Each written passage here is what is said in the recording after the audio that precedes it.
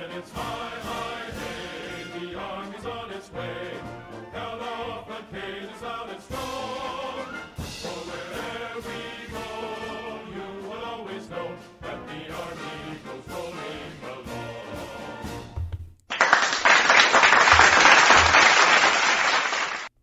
Hi, welcome to Pegasus Research Substack Week in Review Unscripted number 20 podcast. Thank you for joining. I am Thomas, the founder of and author for Pegasus Research. I'm an economist, a military historian, and a U.S. Army veteran. If you like my content and want to support my work, please consider becoming a subscriber on Substack or support me on Patreon. The website will be in the description section of this podcast.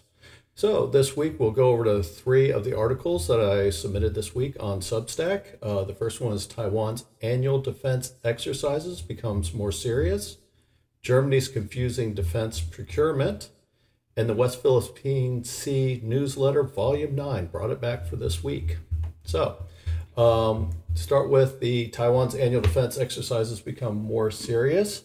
There is obviously, it's nothing new, is China has been threatening and intimidating Taiwan with the threat of invasion.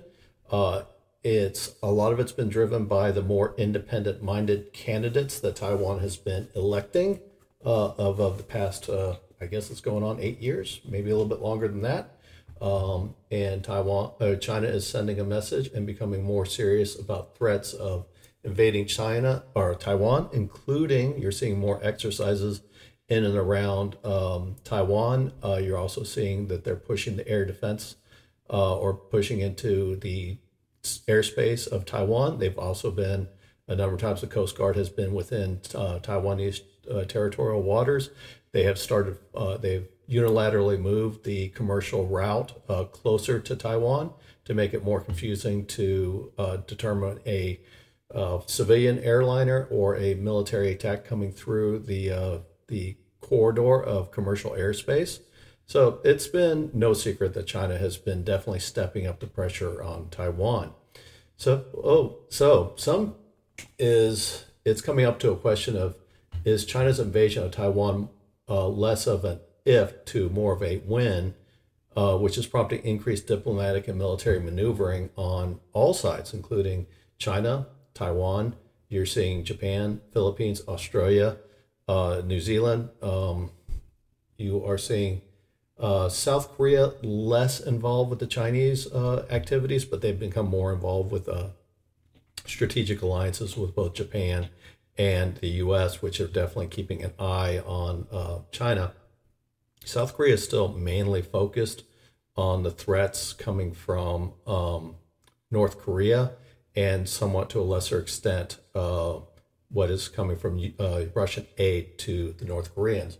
But again, the South Koreans are keeping an eye on it. So it has definitely brought up more and more military activity and maneuvering, both in the military perspective and from the political perspective, diplomatic as well as the different sides, whether you're on the Chinese side or on the Western side led by the U.S., is how are they trying to get countries on their side. For example, India would be an example of where you're seeing tug and pull from both sides as they try to seek India's position on any type of war in the South China Sea or an invasion of Taiwan. So Chinese invasion of Taiwan could be part of a plan. The threat of invasion of Taiwan could be part of a plan to create external pressure on Taiwan so that it elects pro-Chinese politicians that align with China and would be more willing to accept some type of future of Taiwan under the one China policy. So Taiwan would become something closer to what you see in Hong Kong. So that's another bit of it, is that the Chinese could be doing all this pressure to force some type of change in the Taiwanese voters to elect somebody that's more aligned with China and friendlier to China.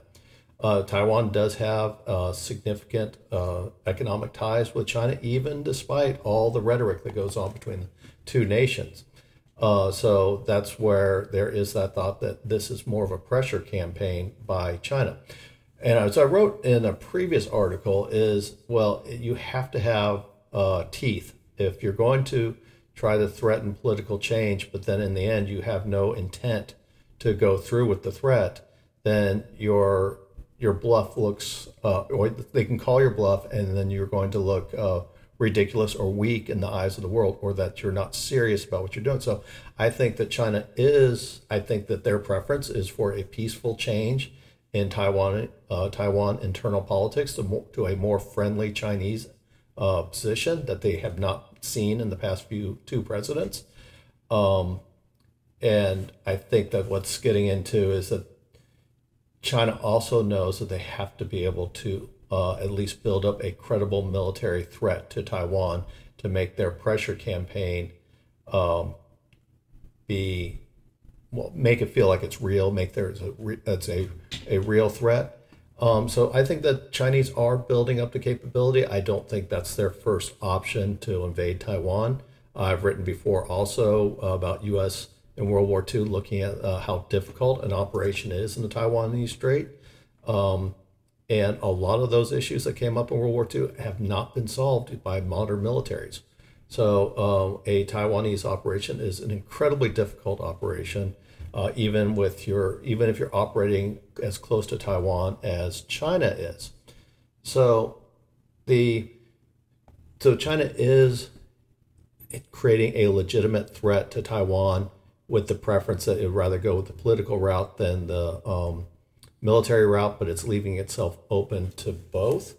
I also say this because China has not fought a significant war since 1979, and that did not go well for them. So taking on an operation as complex as a Taiwanese operation would be incredibly difficult for a raw military to take, a inexperienced military like like China to take on.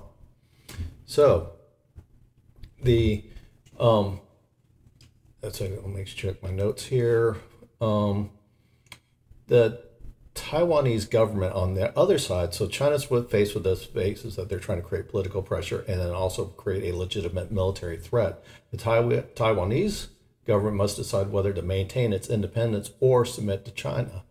They could do this through either creating more pro-Chinese policies, or the electorate in Taiwan go ahead and elect more pro-Beijing candidates. So some of it could go into the government side of the current government, though I don't see this as likely. This is a pretty pro-Taiwanese independent type movement that is in the current presidency, but politics can shift. We've seen that in France, Great Britain, just name a few, Argentina.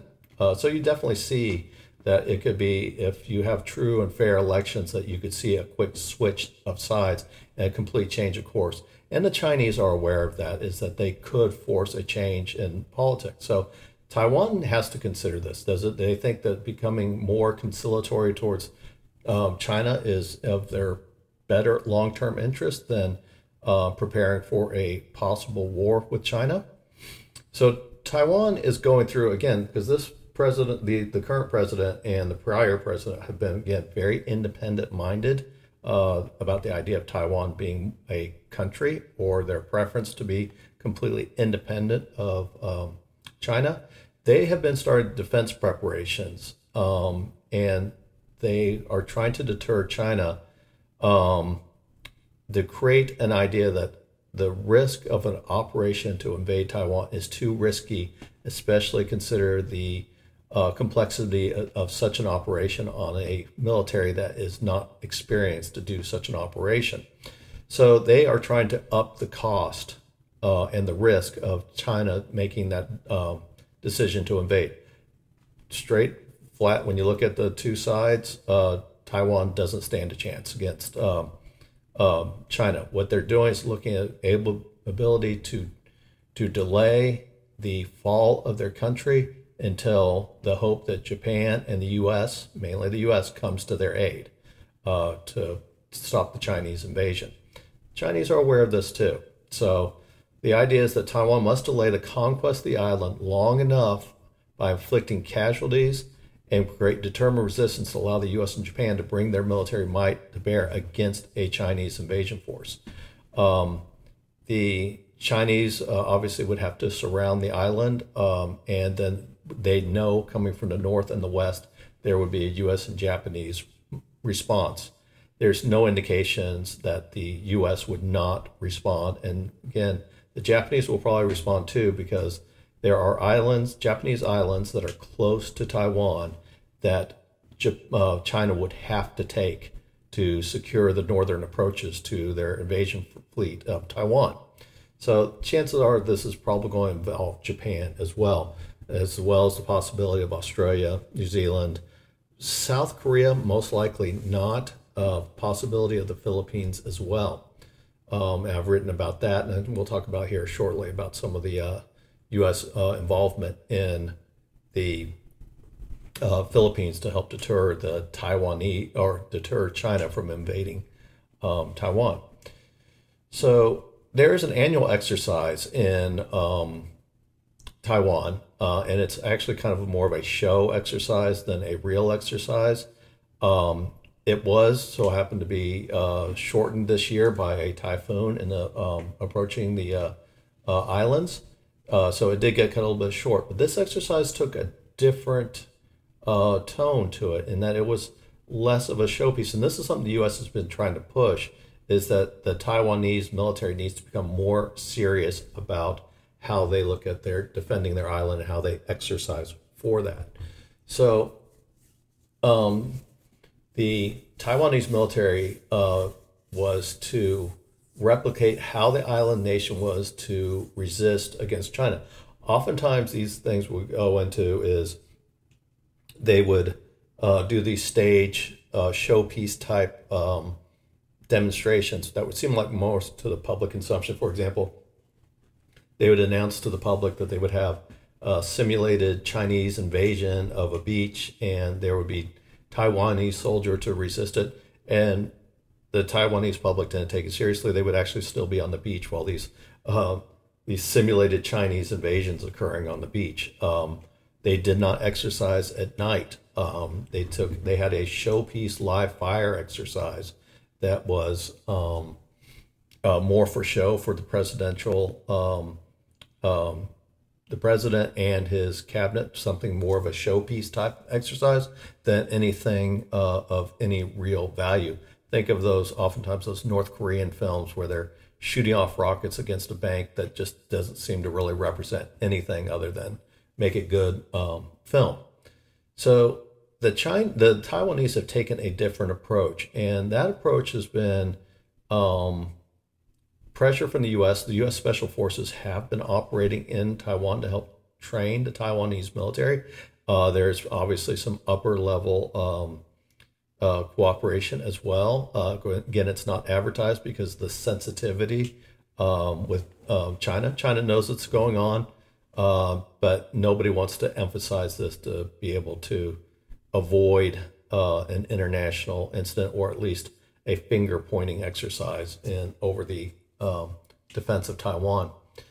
So these exercises changed, and what is that these the exercises went from a scripted nature to a non-scripted nature, and this was announced ahead of time so that the public would not be probably disturbed or distracted or concerned about the type of exercise. So about a month prior to these exercises that happened about a week and a half ago, it was announced that these would be non-scripted. There would be nighttime maneuvers involved in it. Units would be deployed at likely Chinese invasion points across the country, and not just sitting on a beach while beachgoers watch a nice show going on. They would actually go in through airports, invasion beaches, ports. So you would see Taiwanese military units scattered throughout the city at possible points that a Chinese invasion would come. Again, where an invasion would come from China has not really changed since World War II, when the U.S. Navy reviewed this, and Admiral Spruance reviewed this operation in Taiwan, or at that time it was called Formosa. So the idea is that the military is trying to step up, that they are taking these exercises more seriously, and they're trying to show that to the public to be able to get the public have more confidence in the armed forces to the Taiwanese people. Because again, these exercises on an annual basis were considered a joke, and now it's actually with the threats of coming from China. They recently again had a presidential election where a significant campaign issue was the threat of China. So the Taiwanese people are well aware of what the threats are, and the Taiwanese military wants to demonstrate to its people that they are actually taking this seriously, and as well as the Taiwanese people should take these seriously. So the most significant change of the Taiwanese strategy is an emphasis on operational tactical changes in defense, and that's through a decentralized command structure. Now, what this means is the Taiwanese military, again, heavily conscripted military, draftees, was a very much top-down type organization. That happens when you're highly reliant on short-term conscripts. They do not have enough time for military training to be able to understand how to make correct decisions. Their leaders have not been in position that long.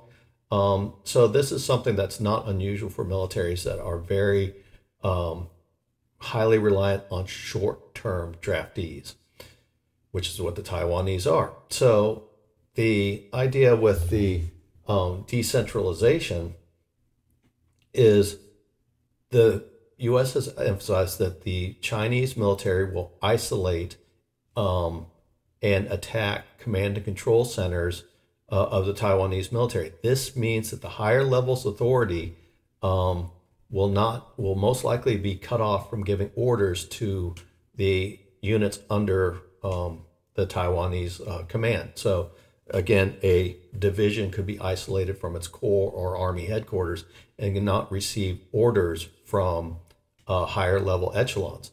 And also that means that the lower level units below that are also isolated, that they may not be able to contact their division or their brigades. So the idea is that the command structure is being decentralized. They are giving standing orders, and they are to act on that standing order. So for example, it could be from the tactical perspective of you need to defend this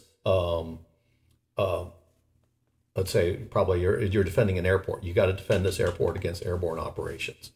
That is your standing order, and you don't make you do at the local level whatever you need to defend that airport. You do not have to require permission from the higher authority. That if you spot Chinese paratroopers at the airport, you do not wait for a order from headquarters to open fire, because you might be cut off from the headquarters.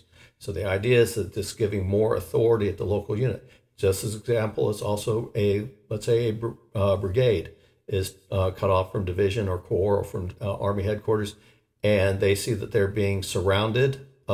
They can act in accordance to whatever they have to defend their or basically support whatever their operational orders are. So they have the freedom to make decisions of how to best to meet their orders. And again, it could be multiple orders. It could say defend for 48 hours and then retreat to such and such point to further defend, or it could be defend this location until threat of surrounding, and then move to what, and then they give them direction, or they give them the option of direction. The idea is they do not have to wait for orders from the higher ups, which again are probably going to be cut off. Chinese know how to, the Chinese have plenty of missiles, and they're going to find a way to cut off the Taiwanese command and control. So the idea is it's giving independent authority to the individual lower level units. Now, this decentralization strategy provides benefits for the effectiveness of the Chinese military, because you have faster reaction times. If you're not having to wait from orders to come from higher levels, you are able to react based on the orders that you have been given, or the objectives that you have been given, and you defend however you see fit to meet that goal. Now, the issue with decentralization is you have to have a higher level of training, both all across the levels of the organization. So, and that means also if you got a draftee military, you probably, and this is where Taiwan's looked at, is they've increased the length of the draft. People need to serve longer to be trained more. Training needs to be harder, has to be more realistic. So it takes a lot more effort to do a decentralized command structure to create a professional force. And this is going to be a challenge for the Taiwanese because, again, even when they've talked about increasing the length of their military service, it's probably not enough just to increase the length. They have to really get into training. They probably need to create a deeper reserve system and train reserves significantly, mainly talk about it in the levels of what you see in, round out brigades in the U.S., or even to the extent, probably not to the extent, but the Israelis highly rely on reserves to fill out their ranks. The Taiwanese are going to have to get better. They're going to have to train more effectively, train more realistically if they are going to make this work. So just one exercise is not going to do it. It needs to follow through. And this is something the U.S. Is trying to press on them and say that this is something they need to do. Now, its question is, will it be enough? It's that's up in the air, but it is the right strategy because the Taiwanese are going to find themselves swamped by a much larger Chinese force. Chinese are obviously not going to be able to send their whole army across the straits. They just don't have the lift capacity to do it, but they do have a much larger army. They also have 1.4 billion people compared to the 23 million, I think, in Taiwan. So they're a much bigger unit. So nobody's being that the Taiwanese military is going to stop the Chinese. They're going to inflict casualties, and then they're going to retreat. The idea with the decentralization of forces, inflict casualties, act quicker within the action-reaction cycle, because most likely the Chinese are going to be taking high-level command. So they have to be more effective in the action-reaction cycle, be faster than their opponents, maintain their force, and as they retreat, the idea is to preserve your force as much as possible, knowing that knowing that you can't defend every point from a much larger Chinese force. Inflict as many casualties as possible and do a fighting retreat. The idea is keep your force intact until the U.S. and Japan and the other allies can bring their weight to bear on the military situation. Also, decentralization also helps if you go into a guerrilla type resistance into the mountain ranges of the central and eastern parts of the island. This is something that Admiral Spruance in World War II, when he looked at the idea of conquering the island, he said that that the U.S. military would probably not have the time or the manpower to fully pacify an island from a guerrilla resistance movement, especially when he looked at the mountains to the east and central parts of Taiwan, or Formosa, the island of Formosa at the time. That this was going to be difficult for the U.S. to conquer. And so that's why and then on top of that, the difficulties of operating inside the Taiwanese Straits, he opted that the U.S. move towards Okinawa and an operation as well as Iwo Jima over trying to take Formosa. And so this is the same issue that exists today. The idea that the U.S. Special Forces, I think I'm probably correctly giving them credit for it, is the idea is be able to keep your attacks in force, retreat to the mountains, and create a guerrilla-type resistance to keep the Chinese from fully conquering the island. Again, stay in the fight the longest as possible, let their allies come to bear, and again, make the island as costly as possible for the Chinese. So this decentralization strategy effort is the best way to defend its island against a much larger foe.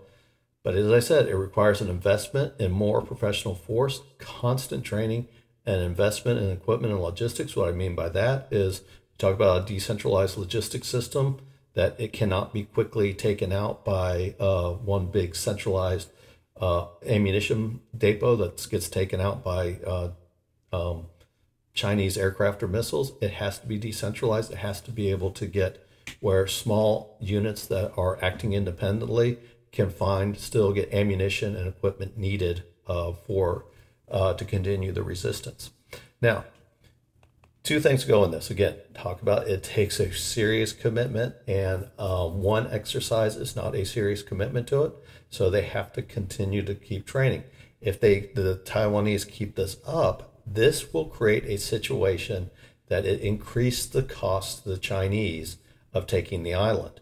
And so maybe they decide they don't want to do it, or it maybe puts more pressure on to try to get their diplomatic solution of making the one child or the one China policy more attractive to the Taiwanese, or conduct some type of espionage type activity or some type of election interference to put their more favorable candidates and move away from the idea of a kinetic invasion of the island.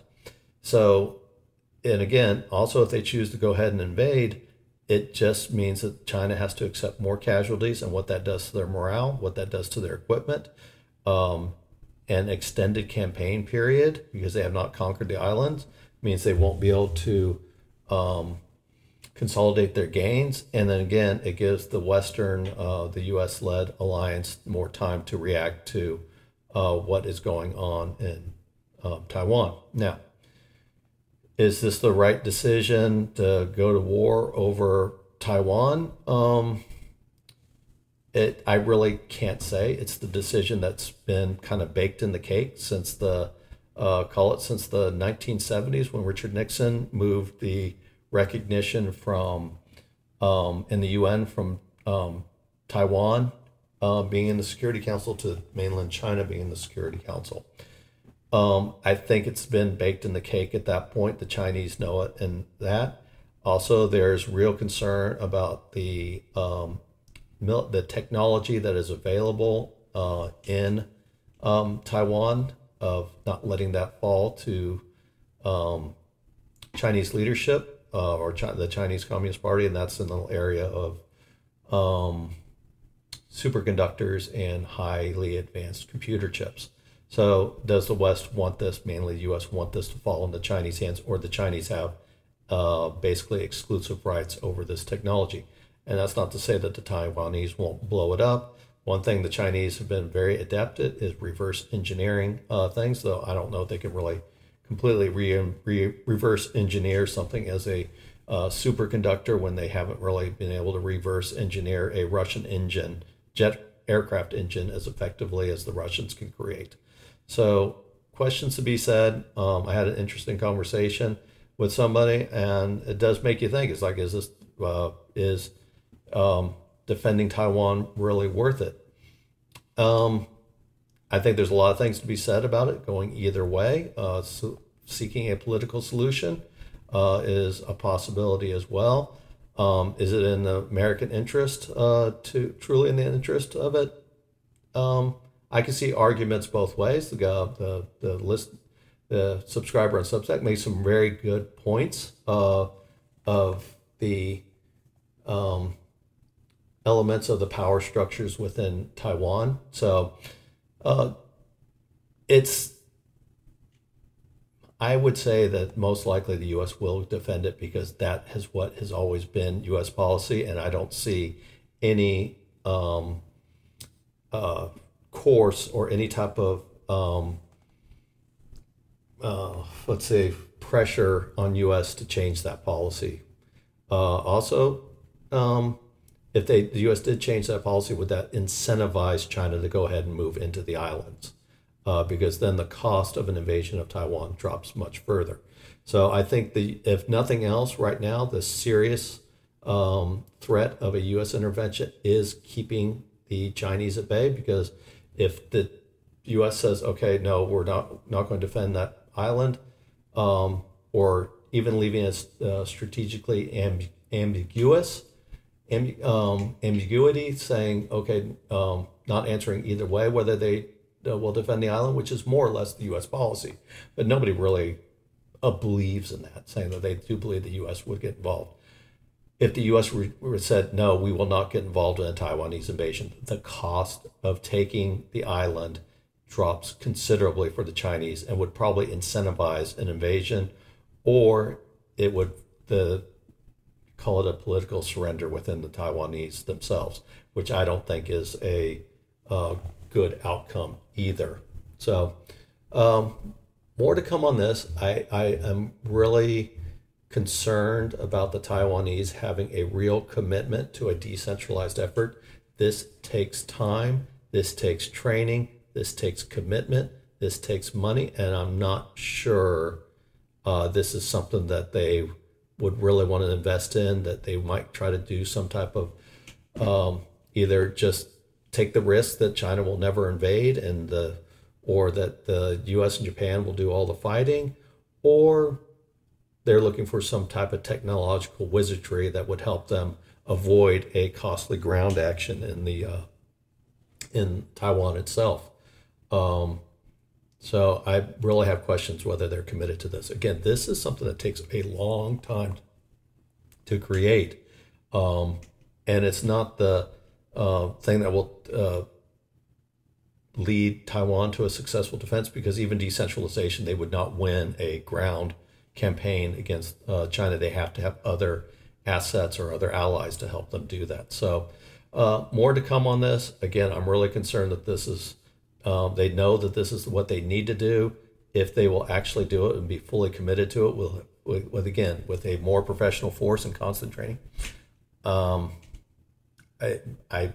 have my doubts. I hope they do take it serious. I hope they keep this up.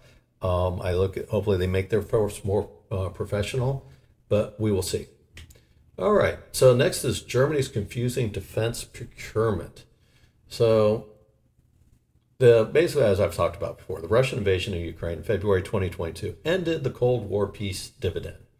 So Germany in particular, but not just them, even the U.S. is involved, is after the end of the Cold War, when the Soviet Union folded up in December 31st, 1991, I believe, when they decided to fold up their country and become the Confederation of Independent States, and the Russian Republic became an independent country and no longer part of the Soviet Union. Obviously, the threat to Western Europe and Central Europe was removed, and countries all over the Warsaw Pact and NATO, including Russia and the United States, significantly reduced their military spending. Well, Germany went probably harder and longer than anybody else, excuse the terms, but they really took advantage of the peace dividend. Now, Germany was kind of in an odd position because they were absorbing East Germany to create a unified Germany. There was a huge, tremendous cost to doing that.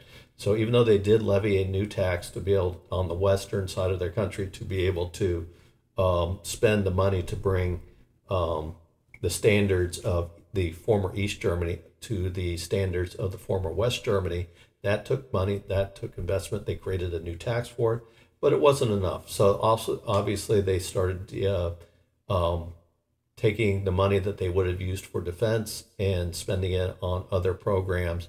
Again, this is something that none of the other programs, France didn't have to do it, the United Kingdom didn't have to do it. There was a tremendous cost to Germany in the reunification, something that South Korea would have to look at if it ever reunified with North Korea. So NATO. So again, defense spending dropped again all the way across the board on both sides, both the former Warsaw Pact and NATO. You saw defense spending drop. So this changed in 2014 when the Russia decided to invade Crimea, and through some I know they said it wasn't really Russians doing it. It was like a homegrown or organic overthrow of the Ukrainian leadership in parts of the Donbass and mainly in Luhansk and Donetsk, Zaporizhzhia,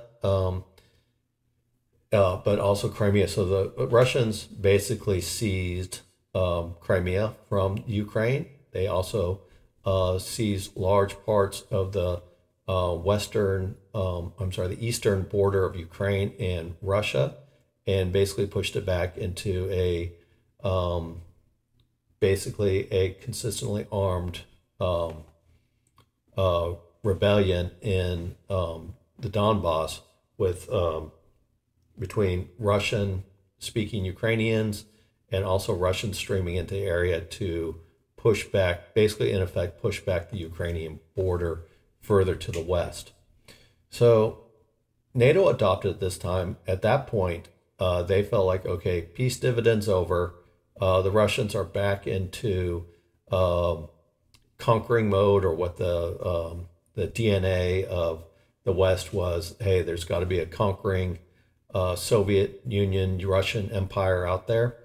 And this has already had, obviously the Russians had been involved in Chechnya, two Chechnyan wars, though you could say that was more of maybe an insurrection type movement, but the Russian reaction was fierce.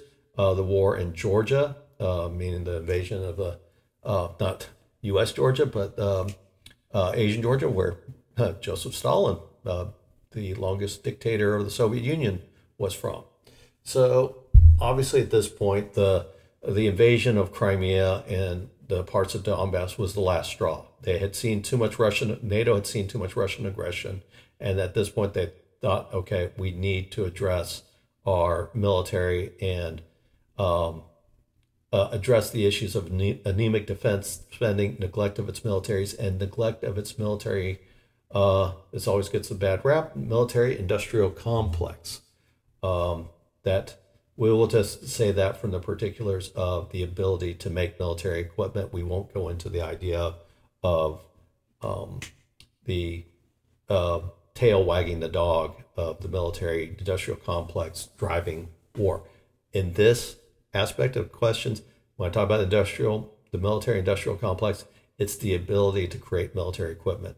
Obviously, private industries in the West, which is what your defense industries are going to scale back if they don't have the military contracts, the military hardware. So not only the mounted personnel, factory space, the trained workforce to create a large amount of military product had obviously degraded.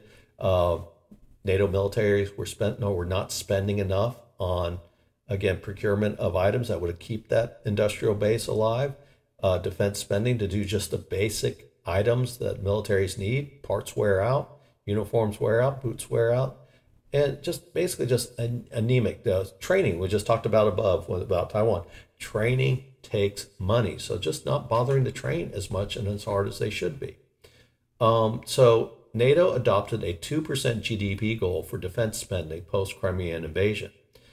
Now, NATO is where you have to have unanimous consent to make anything of its a significant decision. Everybody in NATO agreed to this, and any country that came to NATO after the 2014 agreement, by agreeing to become a member of NATO, adopted the 2% goal. This was agreed to by everybody in NATO, and nearly nobody followed it. As we got later and later in 2014, and you can often say that some of these European countries, to a legitimate effect, have these longer term budgets, not long term as in 20 years, but they do have like mid-range goals of where they're going to move their economy. Germany was one of these countries, so they couldn't immediately just turn on the spigot and go to 2% GDP without some type of national emergency. And there wasn't really a national emergency. It was just at this point, obviously, Russia had become more aggressive, and the NATO needed to become a little more prepared for any eventuality, especially the countries on the eastern frontier of NATO. So Germany, Europe's largest economy, had exhibited what I would say the most neglect. Again, Germany had an odd situation where they were trying to absorb Eastern Germany. So the Russian invasion of Ukraine in 2022, February 2022, had basically altered the German position. So prior to the invasion, Germany's defense budget was 1.5% of GDP. This is despite Germany being the biggest economy in the EU, agreeing to 2%. 7 years later, they couldn't argue about midterm budgets or anything like that. They had still not met that agreement. And so they were significantly below the NATO spending target. So there was a number of issues where Germany was, first off, they were no longer a frontline country like they were in World War II. Oh, I'm sorry, not World War II, the Cold War, after World War II. The Warsaw Pact did not border the inter-German border between that separated East Germany from West Germany. The front lines for NATO had pushed well to the east. So it was more of the Baltic countries, Estonia, Latvia, Lithuania, Poland, Romania. Those were the countries now that were on the front lines in the Baltic and not Germany. So again, Germany wasn't really being moved to change their defense budgets, even though they agreed to do it. This is where the biggest thing, and this is where everybody pushed back at Donald Trump. He was just basically calling them out that, hey, you agreed to a 2% spending goal. And at the time, I think when President Trump made that accusation, which I think was in 2018, U.S. was spending about 3.2%. So they were spending as an amount of GDP more than twice of what Germany was. So again, not really, even though there was an invasion in 2014 of Crimea, everybody agreed to it. They still were not meeting those goals. So Germany took this view where I think they did not, again, they were not a frontline country, and they thought that they could exert some influence over the Russians by being able to do two things. Is Germany can meet their green commitment to reduce the use of coal, and after the Fukushima accident from the tsunami, they agreed that they were going to shutter all their nuclear power plants, even though Germany is in a highly stable geologic region, and there's no tsunamis in Germany. But Germany said, okay, they're getting out, even though they had a fantastic safety record on their nuclear reactors. They said after that, they were going to get out. So Germany had become very green, even though nuclear reactors, they had not had an accident. They were geologically in sound areas. They were, again, emission free. Germany decided they're getting out of that. So if they're getting out of coal and they're getting out of nuclear, Germany does not have a lot of other energy options available to them. And they certainly were not committing to something like barium nuclear reactors or something other than uranium or plutonium. So they just chose that the easiest way was to purchase Russian natural gas. And a former Chancellor of Germany, Schroeder, had actually become on board on a Russian energy company and had lobbied Germany, his former cronies in the German chancellery, to agree to set up a pipeline called Nord Stream to move natural gas. So Germany was buying Russian natural gas to help them meet their green targets, reduce their emissions. And they were in a position that Germany thought, because they were a significant purchaser of Russian energy, that would give them a level of influence to deter Russian aggression, thereby tempering Russian government actions. And to some extent, the former Chancellor, Angela Merkel, she was from the east part of Germany. She spoke Russian, and she generally was able to have a better relation with Vladimir Putin than any of the other NATO counterparts. So, I mean, there was something to be said about that. But again, it was a failed policy just by the fact of what the Russian invasion. The Germans were not able to deter the Russians from invading in 2022, even with having as much influence in the Russian gas market. And in fact, they were in the process of building Nord Stream 2 pipeline. So there's going to be a second pipeline that was supposed to come online, I think sometime in the winter of 2022, shortly after the invasion, which that never happened, and it was blown up under suspicious circumstances. Not sure who had the motivation to blow it up, but it blew it up, it did, and there was no turning back at that point. Now, the funny thing about Germany's position about a green economy, and I made this a sarcastic comment, is I felt like Germany's energy policy, even if it was using coal, even if it was using nuclear, especially nuclear, had a better environmental record than going out and having the Russians produce more natural gas to provide to the Germans. I am quite sure that Russians were not acting in a green manner to extract the gas that the German nuclear industry could do at a much cleaner way than the amount of pollution that the Russians were creating on behalf of German purchases. So even though the pollution was occurring in Russia, yes, it was becoming greener in Germany, but it was becoming more polluted in Russia. So basically what they were doing is Germany was offshoring their pollution to Russia. It still was not able to deter the Russian aggression. The gas market, so even though purchasing more gas and promising to purchase more gas through Nord Stream 2 was not enough to deter the Russians. And so the Russians invaded in February 2022, as we all know. Excuse me. So at this point, the Germans just abandoned the Russian engagement policy. Now, one thing that had happened prior to this, or a few months prior to this, is the longtime chancellor, the one that spoke Russian, Angela Merkel, had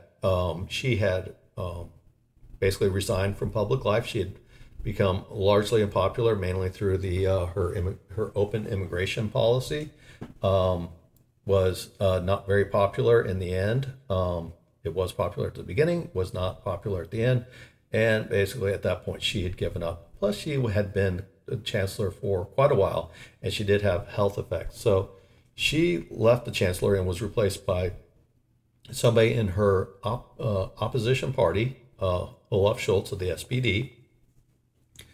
So she was replaced with so no longer it was Angela Merkel who could engage with Putin. Seems like fairly effectively was gone.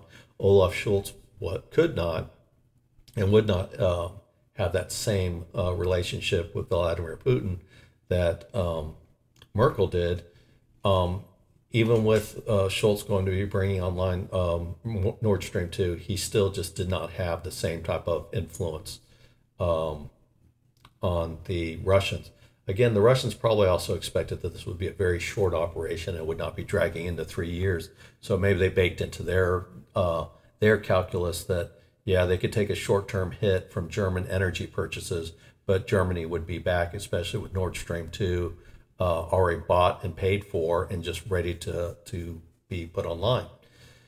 So after the invasion, Germany started getting serious about meeting that 2% goal. So the new German Chancellor Olaf Scholz announced a special fund of 100 billion euros to jumpstart German defense spending.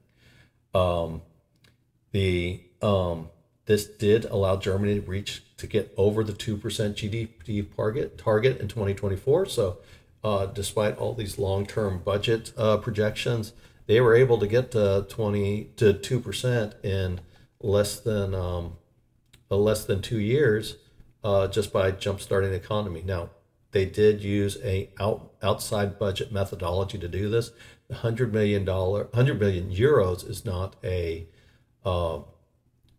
necessarily government spending. It's a government loan that basically Germany is pulling to help them basically get them a jump start on their defense spending. And they are expected to have most of it spent by 2026, but the fund will be enough to help Germany stay at above the 2% goal up to 2028, at which point they will fall below the 2% goal. So this shot in the arm of ideas just give me a sudden burst of defense spending to help them try to catch up on all the decades of neglect of their armed forces and their industry.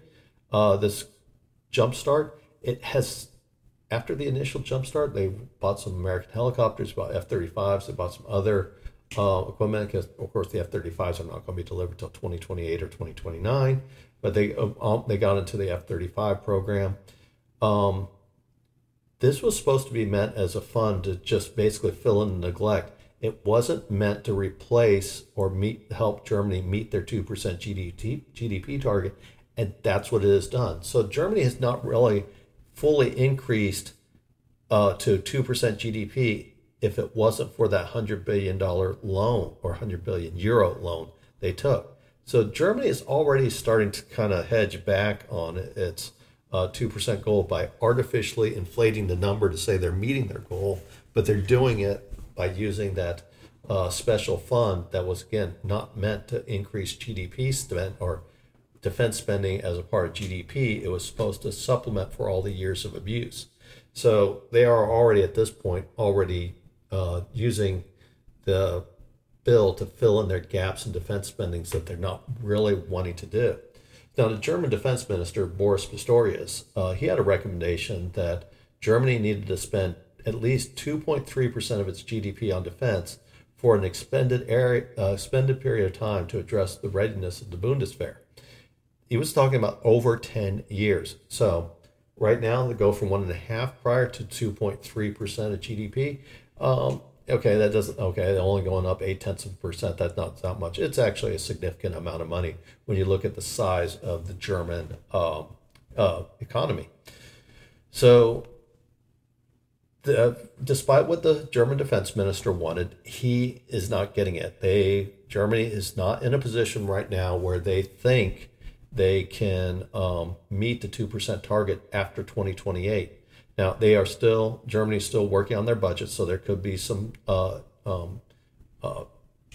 could be ways to identify the spending gaps to help them with this.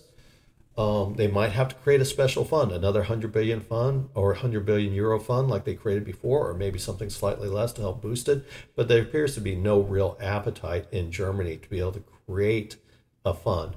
So they're running into where after 2028, they are going to fall below, or actually starting in 2028, they will be below 2% unless they do something to boost that spending.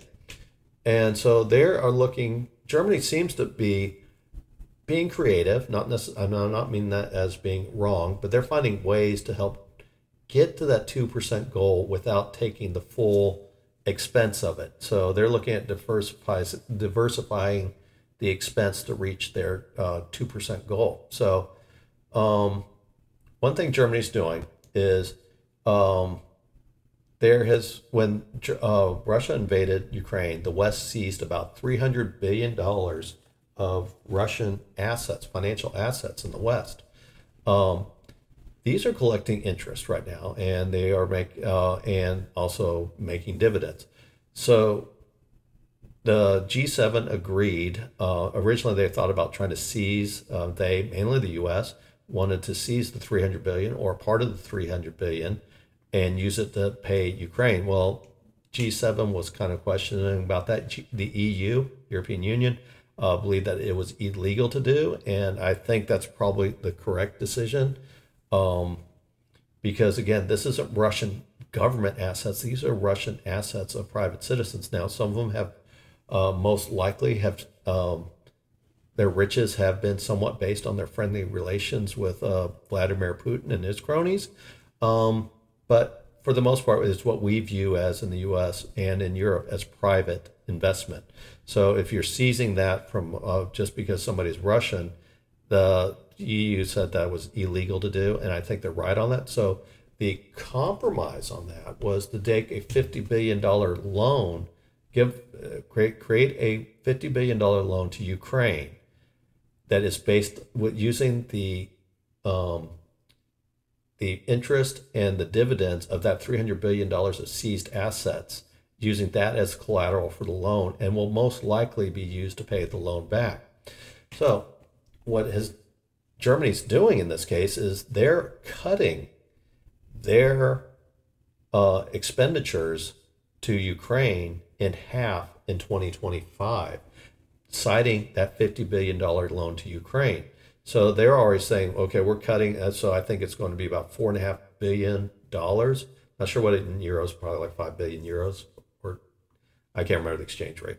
So they're going to take a lot portion of that bill that they had originally targeted for Ukraine, and they're going to just move it into their defense spending or any other open gaps in their spending. So they've already used that $50 billion to try to reduce the amount of aid they're giving to Ukraine. Now, is that legitimate? Yes. I can see the point. I've stated this before, is foreign investment in the West and the U.S. is definitely going to be impacted by even this decision to impact the dividends and the interest on seized assets. Because is a individual or even a nation going to want to invest in the U.S. or the West, knowing that if they end up on the wrong side of a political disagreement, you can call it, since the NATO is not directly fighting in Ukraine, it's more of a political and policy issue that they're dealing with, and they seized assets. If you're an investor in the West, you're really going to think twice if you're going to commit money, foreign investment into the West, knowing that if you're on the wrong side of a political debate, you could have your assets seized. And there's no recourse, no effective recourse anyway, to be able to free up those loans. This is not saying anything about justifying that the Russians have done this, but I'm looking at it from the point of view of private assets.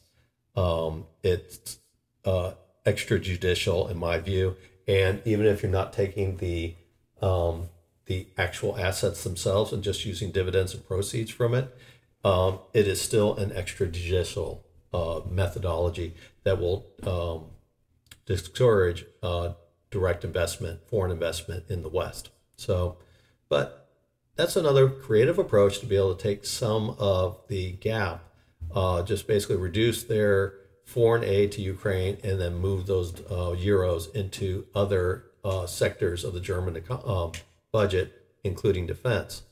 The other issue is that Germany's creating what's called the European Sky Shield Initiative, the ESSI. It's a missile and air defense system that is currently has 21 European countries agreeing to it.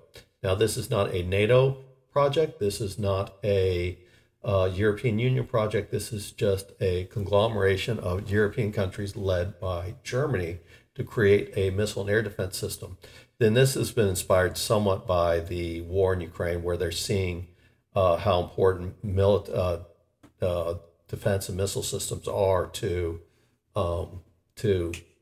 defense. Because again, Ukraine, when they're short on Western air defense systems, things, especially attacks on their power grid, become much, much worse.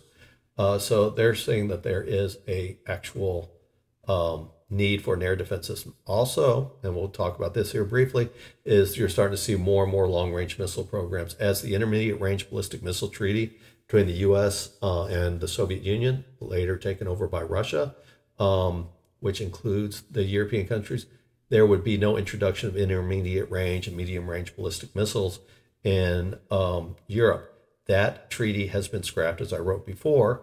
So that means that you're going to see more missile systems introduced into Europe, and you're already starting to see that. And I'll talk briefly about it here in about a paragraph. So the Germans are looking at, predominantly, this is something by Chancellor Scholz, that this is something that the Europeans sorely need. And they believe this is something that falls outside of NATO purview, because NATO is there to protect, like, its defense systems is to protect its army and its military and its military structure, and to attack a foreign military. It's not necessarily there to defend the airspace of German cities or other countries that have signed on to this. So there is an overlap. This is the idea of protecting the non-NATO infrastructure of Germany and the 20 other countries, or 21 other European countries that have signed on to this. Now, the initiative uses a layered defense system. This is somewhat inspired to what you see in Israel with the Iron Dome. So it takes active systems from the U.S., Israel, and Germany. It's taking I think it's called the Iris-T from Germany, the American Israeli Arrow 3 missile, and the U.S. Patriot missile system to create a layered defense. So there's no new systems being introduced in here. Just trying to create an integrated way to take this into a layered defense system that can work with each other to handle an attack from different levels. That's what they mean by multi-layered. Defending against, let's say, a ballistic missile in its boost phase or in its reentry phase, or how does it attack a short-range ballistic missile that doesn't have necessarily as high of a parabolic arc, or cruise missiles that don't take a parabolic arc. So again, it's a layered defense of how it defends against systems. Drones are in there as well. So that's the multi-layer approach. And so the idea that's coming from Olaf Scholz is it addresses a need in the European, protecting Europe from missiles, but it's also it's a system to boost German foreign defense sales. So it's ideas that, okay, part of this is going to be bought in Germany. It's going to help produce basically, and along with these 21 other countries, it will boost defense spending as these countries are looking at purchasing these items for air defense. So it does, again, Iris-T is made in Germany, so it would increase defense spending or industrial spending in Germany. It also, because it's a whole new system, it does create more spending on defense. So the idea is that this might be classified as non-defense spending. Most likely not, but it could be somewhat defrayed by Germany's role in it as coordinating the ESSI system. They are probably going to take some of the forward costs of it, and it will be defrayed by paybacks from the other 21 countries. So this is something where Germany could up its defense spending, but it will be reimbursed at a later point by other junior partners. So again, it's a somewhat of a gimmick to boost defense spending, while at the same time not really boosting defense spending. So again, it will increase defense spending, but it may most likely it will mask the real amount of defense spending that Germany is doing. Now, Germany's also looking at, they're allowing the deployment of U.S. Missile systems, basically the Typhoon defense or missile system, which is a deployable and mobile defense or missile system that's based on the U.S. Navy's vertical launch system.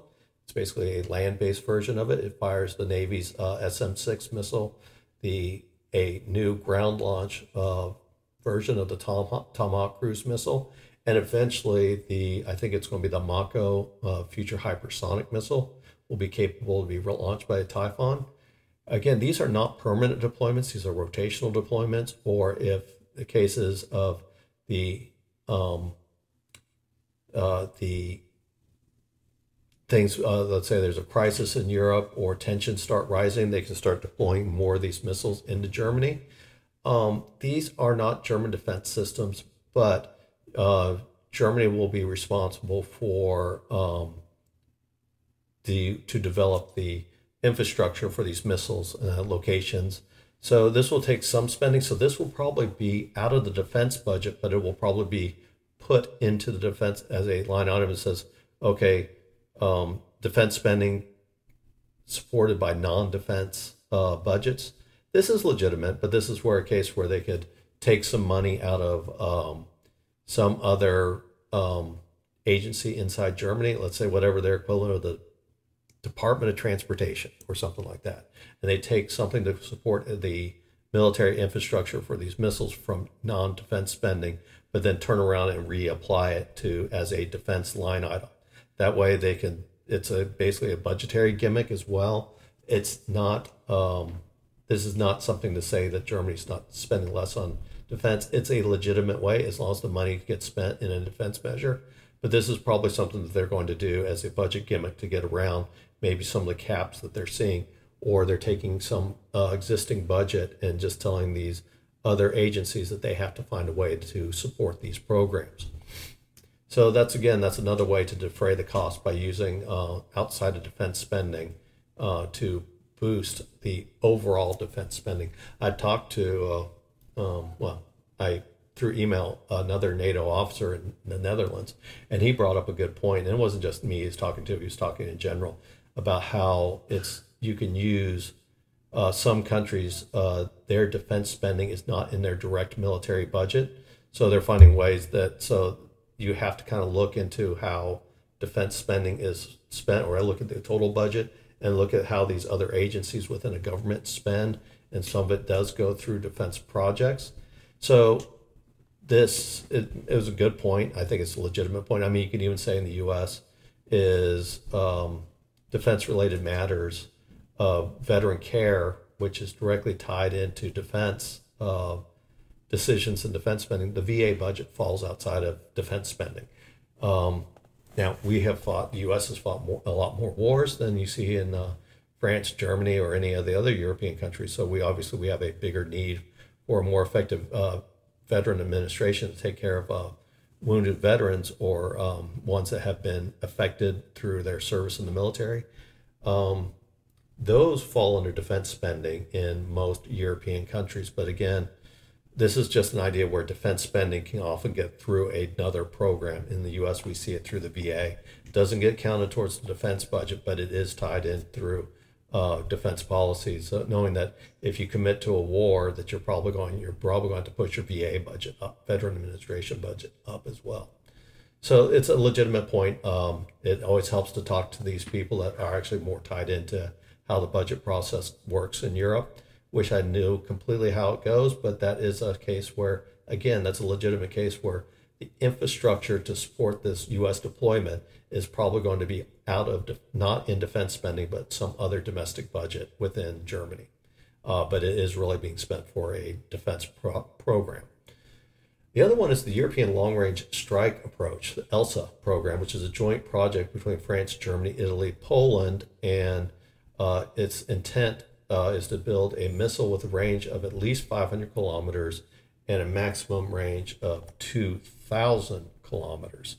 So, and other countries can sign on to it. This is going to be a diversified cost where Germany can use, and these other countries, they can use this budget process of how they do research and development that might be in the private industry, because the purpose of this program is to promote private defense industry within Europe to help them, give them more spending to help them boost that they can expand their budgets and expand their capabilities. This is probably going to fall into that too, where some of this R&D that's being adopted by private companies will probably be somewhat reflected into the defense budgets. Or there is a possibility with air defense. ESSI, again, is not a European Union program, and it's not intended right now to be a European Union program. ELSA is looking that this might be under an industrial investment program with the EU. So you could see some type of EU reimbursement occurring back to the countries that sign on to this program. So you could see some way that there will probably be some diversification of costs. Now, how the European Union is going to fund that, that's unclear. Not even sure if it's going to go that way, but it does sound like the French, this was a French-initiated program. They definitely want to move towards the idea of making this a European program, which means, in this case, the European Union. there will most likely be some type of funding mechanism by the Germans being involved in this, that they'll probably have some type of defense spending that will be later reimbursed back to Germany through the European Union. Not 100% sure on that yet, but it does. The French have said this wants to be a European program. The French and the Italians are also creating their own air defense system. It's not as big as ESSI. It is a European-only program, very much like ELSA, and they want it to be part of the European Union. So it could be a case where maybe this French and Italian program eventually works with ESSI, and you could see something like that where it's added into the defense budget, coming through some type of European funding mechanism. So it just looks like Germany is working on through, this sounds bad, but basically using budget gimmicks as a way to try to boost their defense spending, using ways to defray the cost that, yeah, they put the money into defense spending, but then they turn around and recoup it at a later point, maybe within the same budget year. So the idea is that they're deferring their costs and they're diversifying it, though they might apply it to say, yeah, we are spending it on our defense budgets at this point. So it's interesting to see that there might be some war weariness in Germany. There might be some action. I know they have some pretty strict laws on, or rules, not really laws, but rules on their deficit spending. So they have to get around that. So they're trying to find creative ways. I think they're really looking also as they don't want to raise taxes either. And again, I don't blame them for that. But they're trying to find a way to try to reach that 2% target. They're definitely not going to get to 2.3 that their defense minister wants to get at, but they're finding some way to try to help get there through either, again, diversification through the European Union or through a conglomeration of more European countries that find a way to defer the spending on this. So it was an interesting article to see how all the things that, how hard they are to try to, instead of going in there and just increasing the spending, they're trying to find creative ways to get around directly increasing their GDP spending. I do feel like it's probably in the long term, it's probably going to hurt German readiness. Because again, they are not spending money in areas where they need to directly invest in, and that would be, they're talking about a missile program, they're talking about an air defense program. They are not talking about building more, just the simple things of investing in uniforms, training, better facilities for their military, make it more attractive for their military, for people to join their military. These are things that they're not spending on, again, or even buying more tanks, creating new tanks, artillery systems, aircraft. Again, they did spend part of that 100 billion euros in F-35s, but they're probably going to need some other spending as well. Hasn't even addressed their Navy yet, which is a whole different, another can of unreadiness on the German side of the equation. And these off-metric ways of trying to increase defense spending and defraying the cost, it's addressing a need, but it's not addressing some of the core needs of the German military. So you could see where they might actually create a missile system, and they might have some new short, medium-range ballistic missiles programs, but then you're going to find that they can only deploy one division of their 7 that's on their TONE, that they can only deploy one division out of their 7. So we might really see a situation where that is occurring. So more to come on that. It'll be interesting to see, or if they just abandon these programs if the war in Ukraine ends. Who knows? So I'm sure we'll come back to that one. So the next is the West Philippine Sea Newsletter, Volume 9. So this used to be a weekly newsletter. Now this is kind of we'll call it an as-needed letter that comes out. So ASEAN foreign ministers, they met in Laos to mainly discuss Myanmar civil war and the tensions in the South China Sea. the Chinese, or not Chinese, the ASEAN did invite the foreign ministers of the United States, China, Australia, and a couple other countries, can't remember right off the top of my head, to attend this meeting, because obviously when you're talking about the South China Sea, this has got higher implications than just what the ASEAN foreign ministers can do, especially when you're looking at the Philippines, which is an ASEAN nation, has a defense pact with the U.S. So if tensions arise, which we've seen in the South China Sea and the West Philippine Sea rising, obviously the U.S. is going to get involved. Oh, Russia was also involved. The Russian foreign minister was also involved invited to this meeting. So they did address the Myanmar civil war, but it seems like most of the headlines was around the South China Sea, West Philippine Sea was the primary focus. Obviously, a lot of the foreign ministers that were coming were more involved in that than they were in the situation of Myanmar.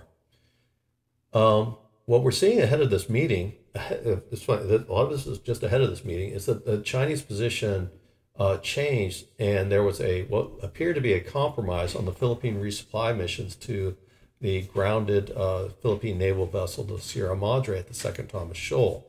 This is the one area that's been a flashpoint. We had the significant flashpoint back in June, where the Philippines were trying to do a resupply mission, and they were intercepted by Chinese rubber boats with the knife and spear wielding Chinese Coast Guard. They seized the Philippine crew, though they did release them shortly thereafter, and damaged a number of Philippine boats. And a Philippine sailor lost their thumb in the engagement. So this has been a flashpoint in that they're saying that this has been an area that's been going up and up and up. The Chinese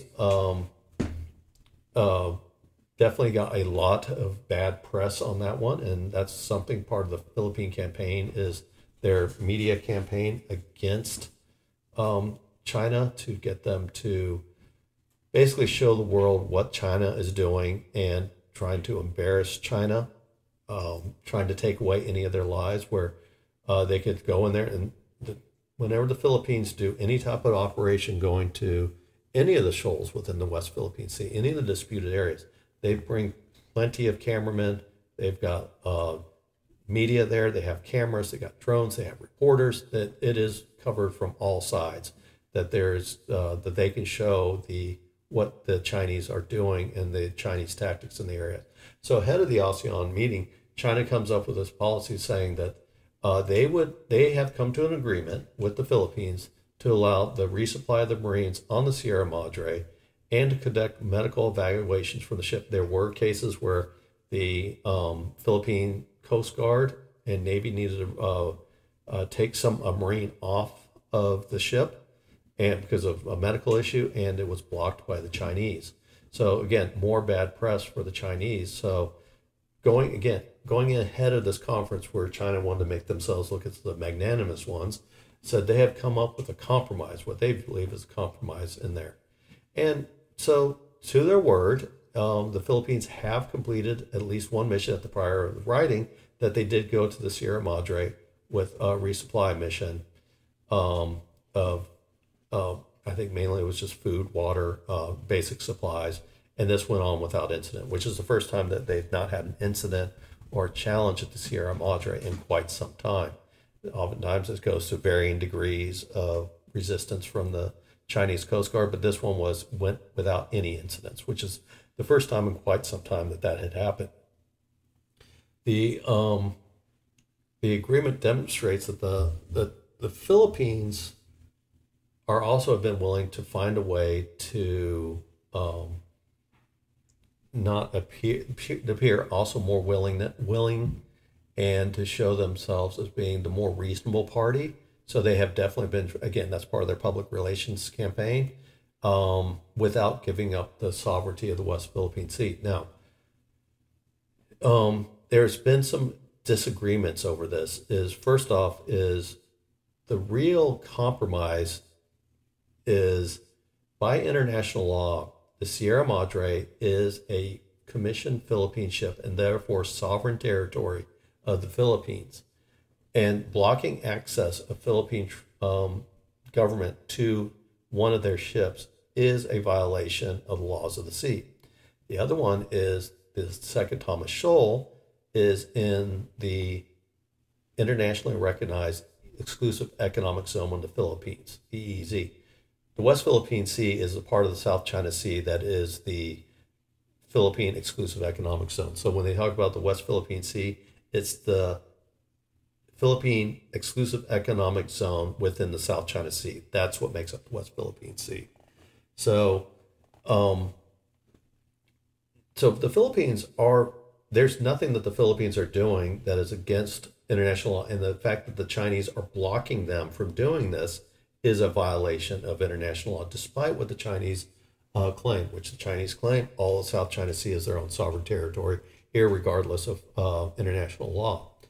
So what appears going into the ASEAN meeting was a compromise, but it's really not a compromise at all. It's basically saying China's going to follow international law. Now, so what happens is the Philippines, and this is where they're giving up their sovereignty, is they are going to contact the Chinese beforehand, before accessing their exclusive economic zone in the Second Thomas Shoal, or to access their sovereign territory on the Sierra Madre. Now, we know that the Sierra Madre was purposely grounded at the Second Thomas Shoal back, I think in 1999, as a way for the Philippines to counter the Chinese claims by keeping a manned outpost on the Second Thomas Shoal. But regardless, because of international law, because it's still a commissioned ship in the Philippine Navy, it is still sovereign territory of the Philippines. This means that the Philippines is giving up its sovereignty by contacting China before it accesses its internationally sovereign territory. So China's really not giving up a lot, except for, in fact, they're getting some more because they get notifications of when the Philippines are going to act on here. So the Chinese presented this as a compromise, as a peaceful move. The quote, the reasonable Chinese government asserted its sovereign. So it's saying that, okay, we'll be the reasonable one, even though this is our territory, we're going to allow you access to it until we can negotiate it. Now, what the Chinese government asserted is that they still claim sovereignty over the entire West Philippine Sea, and they stated in public the Philippines committed to removing the Sierra Madre. The Chinese said that they would block any construction supplies to go to the Sierra Madre. Only humanitarian aid, whatever the Chinese determine as humanitarian aid, is allowed to go to the Sierra Madre. Again, a violation of international law and Philippine sovereignty. So again, doesn't sound like much of a compromise from the Chinese perspective. The Philippines, for their part, have denied the Chinese statement, and they said, no, they didn't agree to remove the Sierra Madre, nor did they agree not to send supplies or construction supplies to help repair the Sierra Madre. I say that because Sierra Madre is old, it's falling apart, it's in desperate need of repair. At some point, it's going to collapse, but they're trying to send construction supplies to help basically delay basically the collapsing of the ship. So it's in need of desperate repair. So the Philippines have denied this. They said, no, we did not say we were going to remove it, and nor are we relinquishing our territorial rights in accordance with international law. So how long this peace agreement lasts after the ASEAN meeting is unknown, because there are truly some public disputes. Now, part of it is the Chinese are sending a message to their domestic audience and their allies that basically they're being the reasonable ones. They're not giving up their sovereignty claims. This is just something to preserve peace, while the Philippines decide to go ahead and move the ship. That's their domestic message. And so obviously when they broadcast this out, this is going, countries in the world are picking this up and rebroadcasting out, and the Philippines have denied this statement, saying that they agreed to nothing. What appears to be the case is that for the time being, the Philippines have agreed, and again, this is not public, but it looks like the Philippines have agreed to contact the Chinese prior to running resupply missions to the Sierra Madre in exchange for the not to be molested, blocked, interdicted by the Chinese Coast Guard or Chinese Navy. That appears to be the position. Now, there'll still be ongoing negotiations. I could still see that this is a move that the Chinese will eventually start pressuring the Philippines to do something about the Sierra Madre, again, removing it. So if the Philippines do not immediately move towards removing it, you will probably see more pressure and you'll probably see this agreement collapse. In my opinion, a lot of this meeting was public relations for the Chinese going into the ASEAN conference, where what you're running into is many of the ASEAN countries did not want to condemn China, but they were getting concerned about what was going on and the amount of tensions that were rising in the region. So during the ASEAN conference, obviously the U.S. Secretary of State, because they said foreign minister, so that's the U.S. Secretary of State, Antony Blinken visited the Philippines while he was in the region to attend the ASEAN conference. Blinken was joined by the U.S. Secretary of Defense Lloyd Austin, and they came, as I said, bearing gifts of $500 million military aid package to the Philippines, with $125 million earmarked for upgrading the country's military facilities. This comes from in 2014, the U.S. and the Philippines under the prior president had signed an agreement to allow the U.S. access to certain bases inside the Philippines. Well, these are the U.S. is spending $125 million, or they're still Philippine bases. The U.S. is granting $125 million of the $500 million to upgrade these facilities to make them more capable, make them modern. The remaining funds, the $375 million remaining, is for external military capability modernization.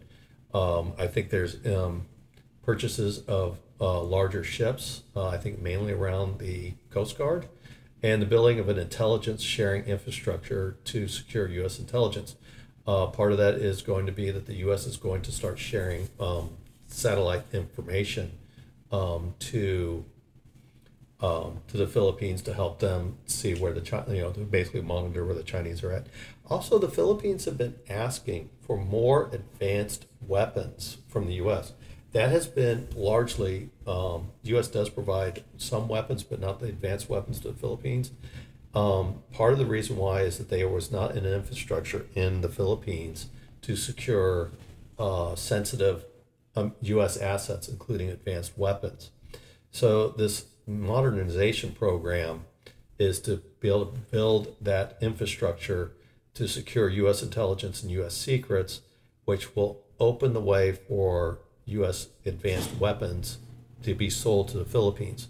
Right now, the Philippines do have a Indian-made supersonic cruise missile called the BrahMos, and they want to buy more of them, which is funny. That's an Indian-Russian-made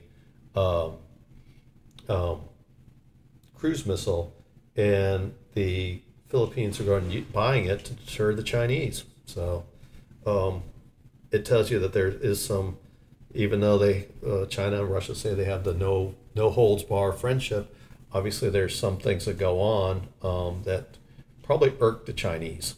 So, but the Philippines want to get more advanced U.S. weapons to as well to help them in case they have to defend their islands. It also seems to be an indication that the Philippines will probably be involved in any type of war in Taiwan. Now, the Philippines have been ambivalent about trying to signal to China that they're not interested in the Taiwanese question, but the U.S. very much is. So a lot of U.S. aid is tied to being able to defend the Western Pacific. And the Chinese have been very bellicose towards the Philippines. So you could see that this eventually, as U.S. deploys more capabilities to protect the Philippines, it can also be dual used against a Chinese invasion of Taiwan. Not saying that's the only purpose, but I think that's reasonable to assume that that's a big part of the purpose is the U.S. spending money on Philippine capabilities, Japan as well. They did state that there would be more aid coming to the Philippines. The concern is, and the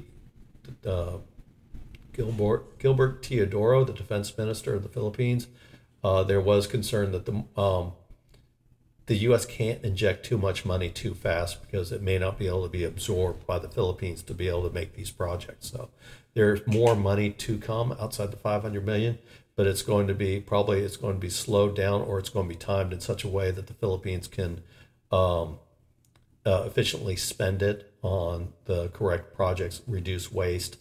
Also, if you try to force it, then you're going to projects are going to become more expensive, and if they don't need to be. So they are looking at, the Philippines are aware that they can only spend the money so fast.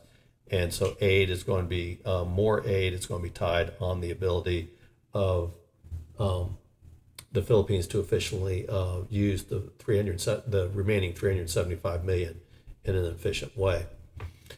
Now, another issue that's coming up, and this has been coming from the Chinese, right, is that when the U.S. had a joint military exercise with the Philippines, and the Philippines have had a lot of exercises with the U.S. and other partners in the area, the U.S. deployed a Typhoon missile battery during that exercise in April in an exercise called Salakanib 2024, which is an annual exercise. No missiles were fired during this exercise, but the idea is that they were going to give the Philippines experience at working operationally with the U.S., including the deployment of missiles. So I think that goes on this, that the U.S. deploys the missile, mans the missiles. The Philippines help secure the areas that these missiles are going to be deployed in. So there's a kind of that interoperability in that where, who has what responsibilities in the deployment. It's also an attempt by the U.S. to, again, this is the first time a Typhoon missile system has been deployed to the Philippines. So it's also an opportunity for the U.S. to practice sending in these air mobile missiles coming in through C-17s or C-5s, and how to deploy it, and then how does the interaction between the Philippine military and the U.S. military to deploy these missiles. Now, as I stated earlier, the Typhoon missile system is also what's going to be deployed on a rotational basis to Germany. The Typhoon is expected to be deployed in Philippines on a rotational basis as well. It includes the SM-6 multi-purpose missile, Tomahawk, a land-based version of the Tomahawk cruise missile, and eventually the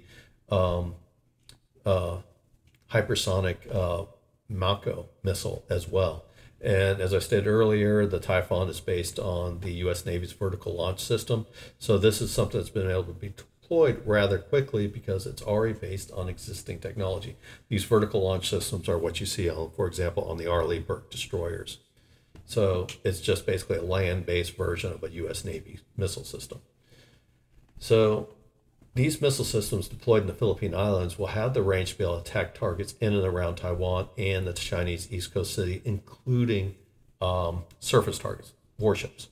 So this is something that China is concerned about, and they have warned the Philippines about allowing U.S. to deploy missiles, that it's going to create an arms race. So even if these are rotational missiles and not permanently stationed, the Chinese have threatened that this will create a regional arms race. Now, this is coming from Foreign Minister Wang Yi, which is always a lot of fun listening to anything coming from the Chinese Foreign Ministry or any of their papers, is he left out the part. They said, okay, this is going to create a regional arms race. Well, you're talking about the Typhoon missiles, one Typhoon missile battery. I'm not saying the U.S. won't deploy more to Okinawa or Guam or some other place, but you're talking one in the Philippines. Well, the Chinese have an arsenal of over 300 medium and intermediate range missiles, 300 deployed cruise missiles, and 1,200 short range missiles that are already ready to launch. So they're looking at, in this case, you're looking at least 1,800 missiles already available to the Chinese, and they're saying that this will create an arms race. So Chinese already have missiles there. They have already threatened to use missiles close to I can't remember the version of it, but it's basically the aircraft carrier killer. The idea is that these missiles would be directed directly at U.S. aircraft carriers that try to intervene in defense of Taiwan. So again, and then these short-range ballistic missiles are expected to be used against Taiwan.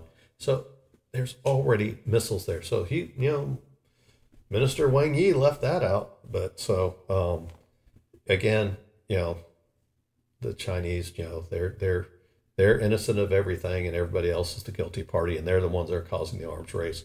Never mind that one Typhoon missile battery against 1,800 missiles is going to cause an arms race. If it's going to cause an arms race, it's going to be in the other way, which I guess maybe that goes back to Yi's point, is if the U.S. will try to meet missile for missile or something closer missile to missile to the Chinese, and the Chinese will feel like they have to increase the ante. Excuse me. So maybe he does have a point, but if he doesn't want to create an arms race, maybe they need to think about reducing the number of missiles they have. But we know that's not going to happen because they need them as a threat towards Taiwan. To make their invasion threat credible, they've got to have an actual threat to Taiwan, as we discussed in the first part of the paper. So interesting, too, is that China plans, now, if this is going to happen, I have a hard belief that this is going to happen. The concern is the U.S. deploys the Typhoon missile system. This hypersonic missile, cruise missile. This means the U.S. will have a missile system that can strike China. And you're also talking from the Okinawa to Guam, plus U.S. bases where they can launch missiles. The Chinese will not have the ability to strike the U.S. mainland with their own missiles. So they're talking about a way of arming their ICBMs with conventional warheads, which would be able to allow them to attack Hawaii, Alaska, anywhere in the U.S. So just as the U.S. deploys missiles into the Western Pacific that will have range to strike mainland China, China cannot take those same type of missile systems and threaten the U.S. Of course, they can threaten bases in Guam, they can threaten bases in Okinawa, they can obviously threaten the Philippines and the U.S. bases in the Philippines, Japan. But they cannot impact the mainland or even the Hawaiian Islands, Alaska as well. Maybe parts of the Aleutian, but for the most part, their only way to strike out would be to conventionally arm ICBMs. Now, this is something that, for the most part, has never been discussed, even in the Cold War. Now, the issue is, we know that the Chinese U.S. knows, has nuclear warheads. They are increasing the number of warheads rapidly. I think by 2035, they expect to have, or maybe it's 2032, about 1,500 nuclear missiles in ICBMs in the Western Desert or in their Western regions. So we know that they have, the U.S. knows that they have this capability, and they're building this capability. So if they arm conventional ICBMs, well, ICBM, whether that's a nuclear missile or a nuclear warhead or a conventional warhead, is going to take the same flight path. It's going to follow the same flight trajectory, the same arc. So the U.S. is not going to be able to tell the difference between a conventional launched warhead or a nuclear armed warhead. And what are they supposed to do? So take the Chinese word for it. The Chinese says, hey, we just launched a missile towards you, but it's only conventional, so don't fire your nuclears. No, that's going to do a counterforce response, because the U.S. would not know whether it's nuclear or conventional. So this is a highly destabilizing decision by the Chinese, and would make a nuclear war more likely. China did attempt to this week to launch with, not launch, but they flew bombers close to Alaska with Russia as well. But again, that wasn't close to the mainland. So this is a way for China to strike out at the U.S. mainland with a capability similar to what the U.S. could do in the Western Pacific. Again, Bo, this is a highly destabilizing move. If you're going to use ICBMs with conventional warheads, again, the U.S. is not going to know whether these are real or conventional or if they're nuclear. And you just can't take the Chinese word for it, saying, "Oh, okay, well, if you see a launch from this section, it's conventional," or they signal out to in the open or in the clear and say, "Okay, we just launched a conventional warhead towards you. It's not a nuclear attack." Are you supposed to take them at their word? So it's a highly escalatory move. I don't know if China will do it. There is that temptation because if there is a war over Taiwan or war of the Philippines, the U.S. or the Chinese mainland will be threatened, and the U.S. mainland will not be threatened. So this is a way for China, trying to be a great power, finding some way to strike out at the U.S. Remember, the Soviet Union had the same issue. They couldn't do that, so what did they do? They deployed missiles to Cuba. So does China try to find some way to get better relations with Brazil or Cuba and deploy missiles there as a way to be able to threaten the U.S.? That's a possibility, but right now, it seems like they're moving towards the ICBM route. Again, I can't see them doing this because the escalatory, what it will do for escalations, I cannot see this as being a true option for the Chinese. So when you look at it overall, we're just looking at going there, is that there is a Asian hearts and minds competition going between China and the U.S. and its allies.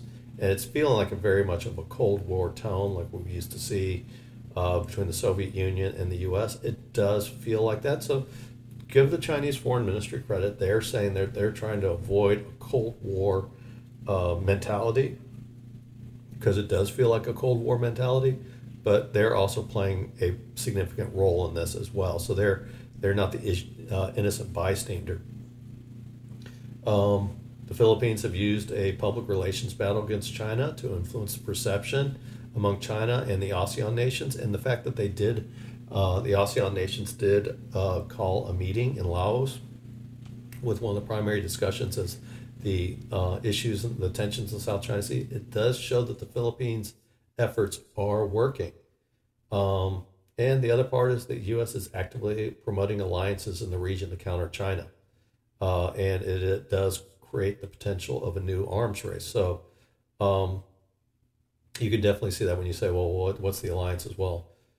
There's obviously NATO's IP4, but as I've stated before, there's no real likelihood that NATO will be involved in the Pacific. They've got their own focus items on there, but the U.S. is working to create a number of alliances inside Asia with the idea of as a counterforce to China. And China is also being involved more in Russia, so you're seeing more cooperation between China and Russia to counter the U.S. and Asia. Really depending on how far Russia can really commit itself into Asia, especially if it's facing a renewed vigor of NATO in Europe, especially in the Arctic and in the Baltics. And never mind the fact, Germany trying to get out of their defense commitments. That's a joke. I know they're trying to defray their defense commitments. So it's definitely seeing where you're seeing that Cold War mentality is forming in the Western Pacific. So expect more to come on this. Again, the West Philippine Sea newsletter won't be weekly, but as events start changing in the region, I will certainly give another update on that as well. And at some point, we'll see Volume 10 come out. So that is the work for this week. I'm still scheduled to move to paid content starting next week. There will still be plenty of free content. I'm still working on some of the how much I want to be free, because I still want to be able to provide information. I still think I try to provide multi-causal reasons for what's going on in the world, and not just try to create some simple explanation for things, and try to take into account all the variables that go into military and foreign entanglements in the world. So I want to be able to provide plenty of free content. So I'm still working on the specifics of it. Again, there will be plenty of free content, or maybe it's paid for. If you want instant access, it's paid, and then maybe in a month or two it goes to free. Or if I do short descriptions that are free content, and if you want to read the whole thing, it's going to be paid content. There will still be videos out there as well. So those will probably be available maybe as for everybody. So again, still working out the details. I have had a lot of success this week, not in the fact that I'm talking about going to paid service, but I'm more engaged in some of the aspects of Substack. And so now I've increased from last week having 19 followers to 29, and that's just in the last 4 or 5 days. So considerable jump, and I'm going to keep trying to promote that as well. So I thank all my new subscribers. All of them are free subscribers, but that's okay. I appreciate having them join on. I've had also a number of followers come on as well. So all the new subscribers and all the followers, thank you. All the older, I don't know what it's called old, but all my existing subscribers and followers, I appreciate all of your support. And we will talk next week. I hope all of you have a great week and a great rest of the weekend, and we'll talk to you next week. Thank you. Bye.